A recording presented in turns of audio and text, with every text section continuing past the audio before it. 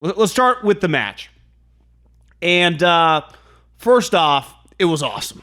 Now, full disclosure, golf, most people assume my favorite sport is football. It might be golf. And if anything, they're 1A and 1B. They go hand in hand. Mainly because I wasn't any good at football. Golf was the one sport that I actually had a little talent at. I'm still like a 6 handicap. I just like playing it. I've been playing it my whole life. I love the PGA Tour. I follow the PGA Tour probably not as closely as the NFL, but I don't miss any big tournament. I mean, I view the majors like I would the Super Bowl. I mean, it's a big deal to me. So this was right up my alley. You give me Tom Brady, Peyton Manning with Tiger Woods. If you had to say who's your favorite athlete ever, I mean, for me, I'm 35 years old, it'd be Tiger or Michael Jordan. And I think there's been a lot of buzz. Michael Jordan's documentary's getting 6 million people watching. The match, the Capital won the match. Kind of, I probably could have picked a better name, but whatever. I'm not going to nitpick or hate during mid-corona about some sweet television event. Got also about 6 million people watch that thing. And I think a lot of people assume they're like, if baseball, and I'm in that camp too, if baseball and the NBA came back, their viewership numbers would be huge. I don't know, the more I've thought about that. The Michael Jordan documentary got 6 million people to watch for 2 reasons. 1, Corona, we didn't have anything else to watch. And 2, it was Michael Jeffrey Jordan, the most famous athlete of my lifetime. And arguably, besides like Babe Ruth, and Muhammad Ali, the most famous athlete ever. I'd say the second or third most famous athlete ever would be Eldrick Tiger Woods. And then you throw in, I say this all the time about Tom and Peyton Manning. They were, for me, the Magic and Larry Bird of the sport. They were the 2 best players, the 2 most famous players as the sport took off like a rocket ship in the 2000s. I mean, when football really separated itself from the NBA and Major League Baseball, they were the poster boys. And Tom's arguably the greatest quarterback of all time. I don't know where you'd rank Peyton. Probably somewhere between like 3 and 6. He's one of clearly the best quarterbacks of all time. Super famous. So you put Tiger Woods with the greatest quarterback of ever, his rival, who's a top 4, 5, 6 quarterback ever, and Phil Mickelson, probably beside like Jack and Tiger, some international guy. I mean, one of the greatest golfers of all time. I mean, check out Phil's career earnings. For about a 15-year stretch, Phil's been racking up over $50 million a year. When Phil plays Pebble Beach, he lives in San Diego, he flies home every night, and he ain't checking into United. So he's got a pretty good gig. And it was awesome. It humanized. One thing the NFL really has going for it is it's still, even in a sport like basketball, baseball, football, golf, I mean, these guys are making stupid money. Stupid money. I think sometimes we throw out contract numbers like, oh, he just signed for $100 million. Think about the richest human being you know. Some businessman who's done really well, a millionaire. Most of those guys, maybe their business has a good year, profits, 5 million, 10 million, right? You get some revenue generating. I'm not talking like Wall Street business. I'm just talking like a solid, small to medium-sized business making good money. Really, the company's making the money. The individual, he can take some of the profits. Most of these people ain't making $30, $40, $50 million a year. We just throw out like, oh, Bryce Harper, 13 years, 330. Like, that's just normal. Think about the richest human you know won't ever sniff $330 million. If you make $50 million, you're the top 1% of the 1%. You crushed it in life. I'm talking $50 million in your lifetime. We're seeing Steph Curry in a year and a half makes $60 million. He makes $40 million a year. Right? And I think the NFL is the one sport of the major ones. Their contracts aren't guaranteed. Like most of us, if we're employed, we can get fired at any moment for any various reasons. It's the one sport where in basketball, they don't respect the coaches anymore. The players tell the organizations what to do. That's not how it works in football. Belichick told Tom Brady what to do. Right? Think of all the players in the NFL. They have to answer to someone. It's called the coach. The coach in the sport of football, like most of us in real life, have a boss. We can kind of relate to that. They don't get guaranteed money. They get cut at any moment. Their careers are relatively short, so you realize, like, in basketball and baseball, some of these guys are just on scholarship. You're like, Jacoby Ellsbury, 3 more years left, $75 million owed to him. It's like, God, the guy can't hit 200. In football, that guy'd be out of the league.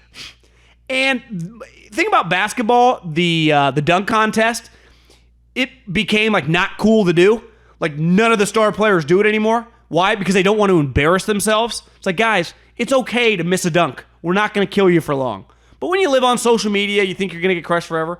The NFL, you had the greatest quarterback ever who claims he's an 8.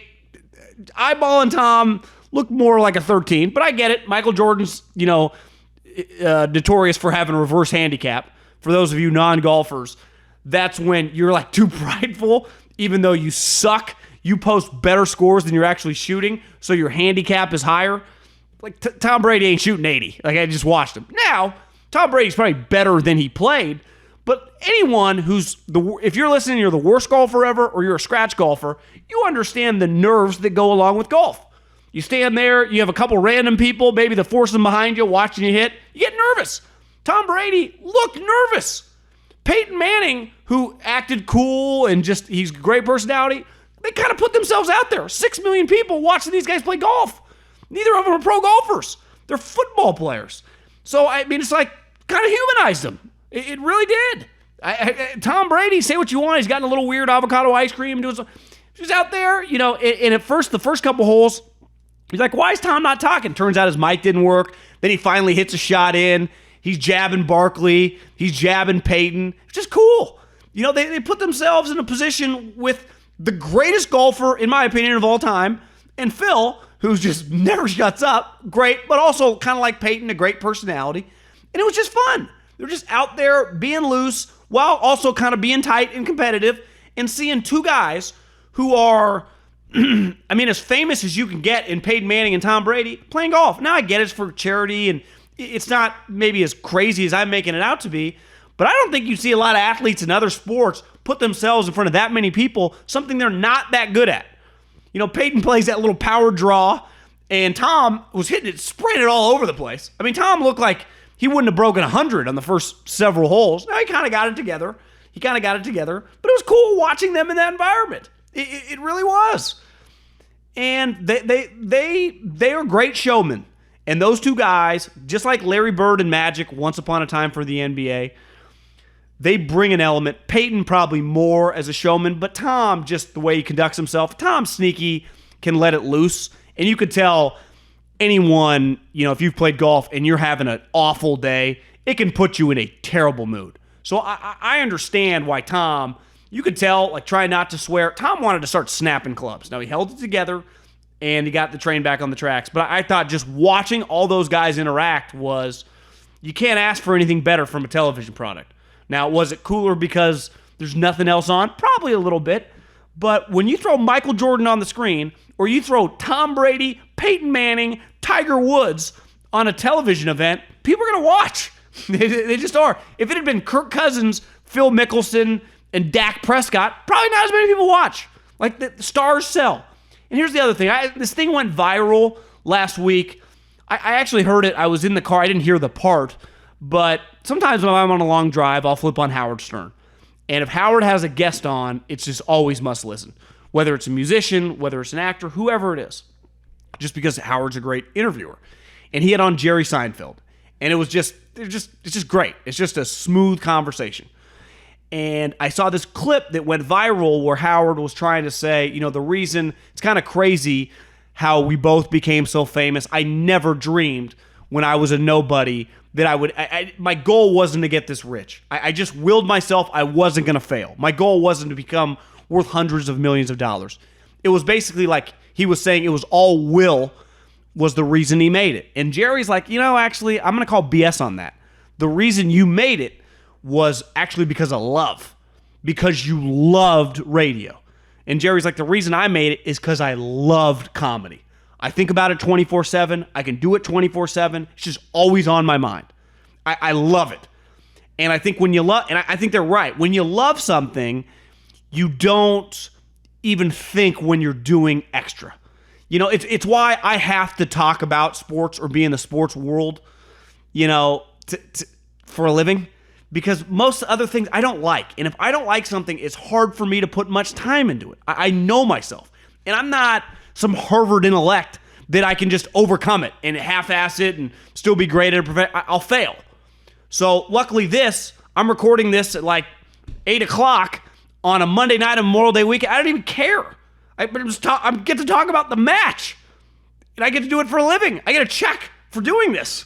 But I don't even think about, like, I can do sports stuff, talk about this, it comes easy. And anyone who's listening that really likes what they do, you can be sitting you're like, sometimes you look at your desk, you're like, God, I get up at 6 a.m. to work on a project, right? And you don't even think about it. But if you're doing it for someone else and something you don't like, you might not do it. Now, sometimes we have to do things that we don't like to do. But when you really love something, like Michael Jordan, when you watch that Jordan documentary, you go, that guy loves basketball. Like, Michael Jordan could not love basketball anymore. And I think when you watch the match, you realize, definitely with golf, I say this all the time about Tiger Woods. He has back fusions. He has knee surgeries, torn Achilles. He's hurt everything. He's had DUIs. He's had a public divorce. He's worth more money than God. He does not need to be doing this anymore. And you watch that match, and my big takeaway was, holy hell, Tiger looks fantastic. Tiger's going to win more golf tournaments. Is he ever going to win the Masters again or more majors? I don't know. I mean, it's hard. I hope so. But he's going to win more golf tournaments. You watch that guy, you go, yeah, I don't know if he's peak, 2000 Tiger Woods, but he's top 10 locked, maybe top 5 player in the world right now. He's been in quarantine for 2 months. He's 44 years old, and the dude just eat, breathes, sleeps. He loves golf. He loves everything about golf. There's no way you could be that good without loving the sport. Same with Phil. You hear Phil talking about like a chip. He's breaking it down like you would Belichick talking about a football play. Talking about the way the grass grows. I play a lot of golf. I'm like, I've never even thought about that. He's like, the dark patch of grass. I'm like, what the hell is he talking about? But these guys are just nuts. They love it. I mean, they're addicted to it. And I think when you look at Tom and you look at Peyton, I've always thought that Peyton wasn't as physically gifted as Tom. Probably similar athletes, but Tom had a much more explosive arm. And when you have a more explosive arm and you're playing in the elements, it's easier to overcome bad passes. It's why Peyton's passes sometimes in the elements can float. It's like you can get away with missing your pitch location if you're throwing 98 miles an hour. But if you're throwing 91, if you're facing a good hitter, that might be off the wall. And I think sometimes Peyton, who I remember asking a guy when I scouted that worked for the Broncos at the time, they had just signed him. I'm like, what's it like having Peyton in the building? They're like, bro, it's crazy. We had to take a couple of the scouts because he's so specific on ways he breaks down every game. He needs help. And I remember talking to some guys in Indy. They're like, oh, kind of glad he left. It's just, he's a lot, 24/7, 365 Peyton Manning with football. You can't become that addicted if you don't love it. Tom Brady literally said on Tom vs. Time, I've dedicated my life. Dude eats avocado ice cream, tomatoes, doesn't eat. Somehow he gets skinnier as he gets older. He's just, at 42 years old, he's signed a 2-year contract to keep playing. It's like, what is Tom Brady playing for? He's got 6 Super Bowls. I mean, those two guys combined, Peyton had been to 3, Tom had been to 9. They've been in 12 Super Bowls. Peyton didn't want to quit playing football. He had no choice. His body just took a crap on him. He couldn't go anymore. Tom, he says he's going to end at 45. I don't know. The dude is addicted. You could see it on his face. Like when they started competing on golf, like how mad he was. But he's like, this is for charity. I'm not going to swear, even though a couple times it kind of, the volume disappeared. And you're like, yeah, I think someone just dropped an F-bomb. And probably Tom. It ain't Tiger. He's splitting every fairway, hitting it 10 feet on every green. Tom was pissed. And I think all those guys, you have the utmost admiration. Like as a sports fan, if you're a diehard of whatever team you watch, all you want to know is like, my best players couldn't care anymore, right? They are all in. We're not going to win every game, but I have these guys. They're giving all their chips are in the middle of the table. We all know that's just not the case, right? I mean, last year we could go team by team. We're like, well, this quarterback kind of half-assed it. This guy, head wasn't it. Hell, this coach, he had a foot out the door. If you have Peyton Manning or Tom Brady on your team, every chip they had was in the middle of the table. On top of just every ounce of energy goes toward winning a football game. And that Jerry Seinfeld thing where he's like, to be truly great at something, you got to love it. And I think those guys, those four, the two with golf and the two with football, I don't think could have loved their sport anymore. And the overall product I just thought was fantastic. I played golf on Sunday, and when I got back, I watched like hole 12 through 18. I got back to my place today. I had a DVR'd, and the first like 10, 11 holes, it was fantastic. It was so cool to watch. I'm really glad they did it and had a great viewing experience.